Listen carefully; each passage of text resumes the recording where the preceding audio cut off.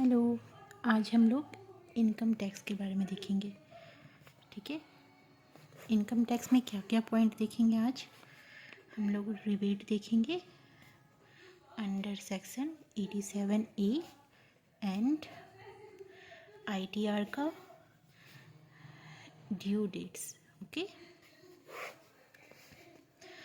और ये हम लोग करेंट फाइनेंशियल ईयर का देखेंगे जो अभी चल रहा है 2025 to 26, और असेसमेंट ईयर होगा 2026 to 27।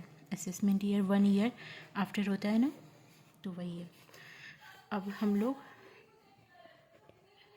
Rebate under section 87A में क्या है वो देखेंगे। आप लोग को तो सबको पता है ना, ऑल टैक्स रिजीम होता है और न्यू रिजीम होता है। न्यू रिजीम अगर कोई ऑप्ट नहीं किया है तो उसको specially old tax regime opt करना होता है, अदरवाइज़ वो हमेशा से मतलब डिफ़ॉल्ट जो होता है ना, बाय डिफ़ॉल्ट वो न्यू रिजीम लेता है। हम लोग को ऑप्ट आउट करना होता है ओल्ड टैक्स रिजीम। ठीक है, इसमें क्या क्या रिबेट मिलेगा, कितना रिबेट मिलेगा हम लोग ये देखेंगे। ओल्ड टैक्स रिजीम में मैक्सिमम रिबेट कितना होता है अपने लोग का, मतलब करेंटली हम लोग को कितना मिल रहा है 12,500। ठीक है, और न्यू टैक्स रिजीम में मैक्सिमम रिबेट मिल रहा है आपका 60,000। ओके, और ये मैक्सिमम रिबेट कब मिलेगा, इसका क्या कंडीशन है। कंडीशन नंबर 1, क्या कंडीशन है कि अगर आपका टोटल इनकम 5 लाख तक है, total income is up to 5 lakh और इक्वल टू 5 लाख, तो आपको ये 12,500 का रिबेट मिल जाएगा और आपका जो टैक्स लायबिलिटी होगा वो नील होगा। ओके, और इसमें क्या होगा, इसमें क्या कंडीशन है। कंडीशन इसमें क्या है कि आपका जो टोटल इनकम है वो 12 लाख होगा या 12 लाख से नीचे होगा, तो आपको मैक्सिमम रिबेट न्यू रिजीम में के अंदर 60,000 मिलेगा और टैक्स लायबिलिटी जो होगा वो नील हो जाएगा। ठीक है, यहाँ पे आपका 2 मेन पॉइंट है, लाइक ओल्ड टैक्स रिजीम में कितना है, ये maximum rebate 12,500 and new tax regime में क्या है 60,000। कंडीशन क्या है, total income up to 5 lakh हो और 5 लाख से नीचे हो, और इसमें न्यू टैक्स रिजीम में कंडीशन क्या है, total income up to 12 lakh हो और या 12 लाख से बिलो हो। ओके, अब हम लोग ITR का ड्यू डेट देखते हैं। ठीक है, ITR का जो अभी करेंटली ड्यू डेट है, क्या क्या है, कब कब फाइल करना है, वो सब देखते हैं। ठीक है, तो ITR ड्यू डेट है इक्वल टू 31 जुलाई 2026। अभी क्या चल रहा है आपका, अभी आपका चल रहा है जून, मतलब 31 जुलाई में आपका 2026 में आपका ड्यू डेट है। अगर आप इससे लेट फाइल करते हैं तो आपको लेट फी लगेगा।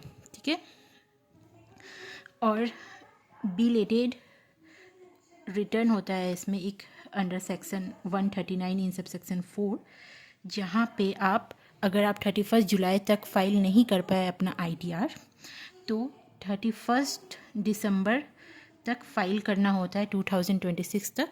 उसमें कुछ एडिशनल चार्जेस लगता है और वो बिलेटेड रिटर्न आप लोग फाइल कर सकते हैं। और इसमें थर्ड पॉइंट होता है एक अपडेटेड रिटर्न, लाइक आप जो रिटर्न फाइल कर रहे हैं उसमें आपका कुछ गलती हो गया या कुछ पॉइंट आप जो मिस कर गए, तो उस केस में भी आप अपडेटेड रिटर्न भी फाइल कर सकते हैं एज पर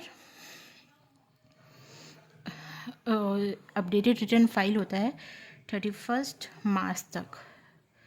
ठीक है, और इसका ये जो है डेट वो बदलते रहता है, अगर गवर्नमेंट कुछ एक्सटेंड कर देती है तो ये डेट और आगे बढ़ सकता है, पोस्टपोन हो जाता है। ठीक है, तो ITR का ड्यू डेट आप देखें कि ITR जो ड्यू डेट मेनली होता है वो 31 जुलाई का होता है, और बिलेटेड रिटर्न लाइक अगर कोई रिटर्न फाइल नहीं कर पाया 31 जुलाई तो उसको एडिशनल फ़ी दे के 31 दिसंबर तक का उसके पास टाइम रहता है कि वो बिलेटेड रिटर्न का कॉलम सेलेक्ट करके बिलेटेड रिटर्न फाइल कर दे।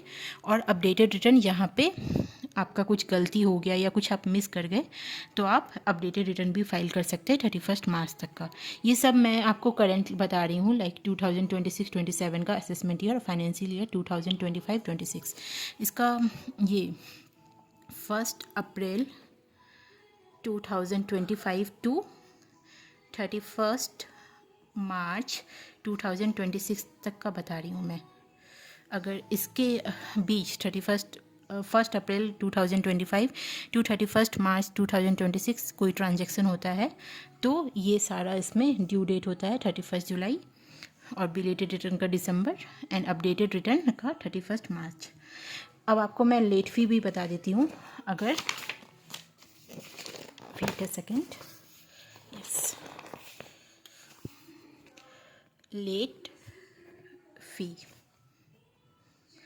यहाँ पे क्या है कि अगर आपका टोटल इनकम, इसमें भी अलग अलग लेट फ़ी लगता है। अगर आपका टोटल इनकम 5 लाख तक है या 5 लाख से कम है तो आपको 1000 लेट फ़ी लगेगा, ठीक है।